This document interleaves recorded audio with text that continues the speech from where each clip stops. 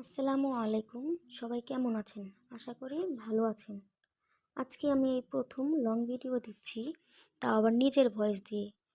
ভুল ত্রুটি হলে ক্ষমার দৃষ্টিতে দেখবেন। আজকে আমরা তৈরি করব ভিজা পিঠা। তার জন্য তৈরি করে রাখা আছে চিতই পিঠা।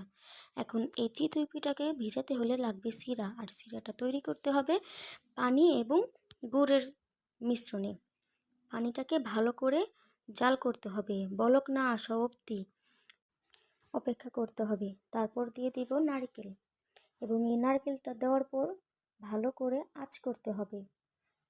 ভালোভাবে ফুটে যাওয়ার পর এরপর আমাদের লাগবে লিকুইড দুধ, এবং এই লিকুইড দুধটাকেও ভালো করে জাল করে নিতে হবে।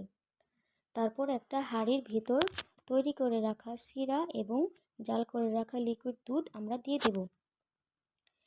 এরপর দিয়ে দিব তৈরি করে রাখা চিতই পিঠাগুলো, এবং এই চিতই পিঠাগুলোকে ভালো করে ভিজিয়ে দিতে হবে যাতে ভালো করে ভিজে যায়। এবং আমাদের জাল করে রাখা লিকুইড দুধটাকে আমরা কিছুটা রেখে দিয়েছিলাম, এখন এই পিঠাগুলোর উপরে আমরা দিয়ে দেব। তারপর আমাদের সারা রাত অপেক্ষা করতে হবে। ফাইনালি রেজাল্ট পাবো সকালে।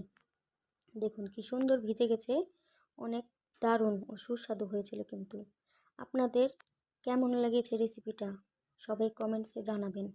আশা করি ভালোই লেগেছে।